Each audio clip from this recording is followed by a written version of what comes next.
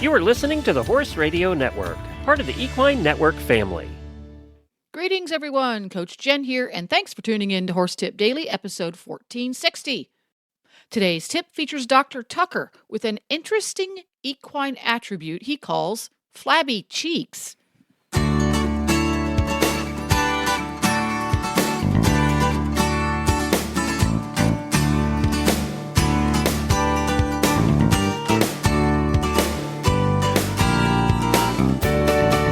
Dr. Tucker, it's always a pleasure. What tip do you have for us today? I call it flabby cheeks. It's actually redundant or excessive tissue inside the horse's mouth. The horse has a place called the bars. The bars is that space where there's no teeth between the front teeth and the incisors and the cheek teeth in the back. Yeah, okay. And it's where the bit lays. Right. And if you could stand right directly in front of your horse and make sure the horse is kind of relaxed, and just stick your thumb in, just facing down, just where the bit goes, and then just push down on the jaw. And then after pushing down on the jaw, not real hard, but just down, and kind of push backwards towards the back of his mouth, you'll a wave of flabby cheek tissue that wells up in front of your thumb and it hits the first cheek tooth. Oh, you mean that's not really rigid and no, it's softer than you imagine then, huh? And every horse is different. Now, most horses, it's not a problem. You get a little bit in there. It's no big deal. You push it back. It's no big deal. Other horses, you get a mass of this stuff. See, once you see it, you'll get it.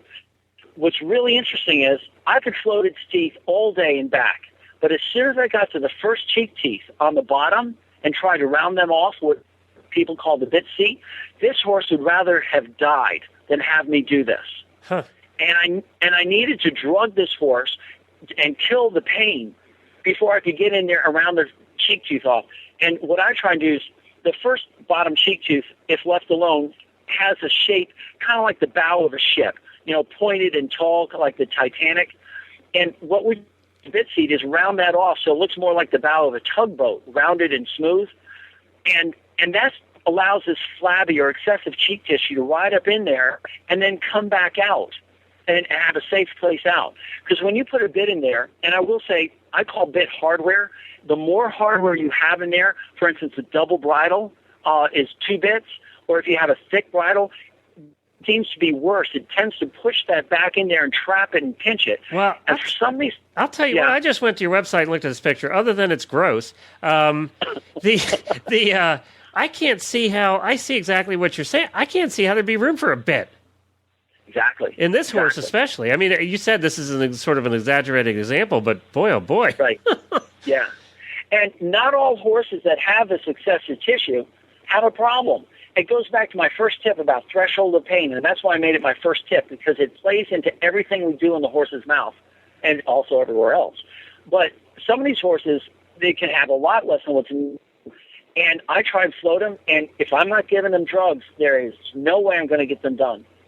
So if you have a horse that has a problem on the bit, it's very resistant, or like the gal said today, I have a lot of problems. But the worst thing is when I take the bit out of the horse's mouth at the end of the exercise, the horse kind of clamps his mouth and won't let go. And that's the type of horse that's just, oh gosh, it hurts. And it's usually the first cheek tooth. And you round that up as best you can. I would love to get in there and do some plastic surgery and get rid of that. But I haven't talked to anybody about it, who's really a good surgeon, but I'm always worried doing surgery in the mouth because if the horse stops eating, that's not good. Yeah, and we got that whole bacteria issue and all of that stuff too. Yeah, so I think the best thing to do is, in these horses, go ahead and round that first cheek tooth up as best you can. You got to pull all that tissue out of the way just to get down in there and smooth things out. And once it's smooth, these horses tend to go a whole lot better. A whole lot better. I can honestly say I never knew about flabby cheeks. Well, other than my own, but I know what that's caused from. Yeah. Now, if we could only come up with those whitener strips we talked about in the last tip. Well, my dental floss is still on sale. Thank you, Dr. Tucker. We'll put a link directly to that article and that lovely picture you have on there. Oh, that would be great. Super. All right, and that's all can be found at theequinepractice.com. Well, there you have it. Horse Radio Network has thousands of engaging podcasts for horse people, and you can have them sent right to your phone. Just subscribe via your favorite podcast player. This is Coach Jen, and I will be back again soon with another tip. Until then, go ride your horse. The Horse Radio Network and the Horse Radio Network hosts are not responsible for statements made by guests on the Horse Tip Daily. Please use your own judgment when listening to the tips on this show.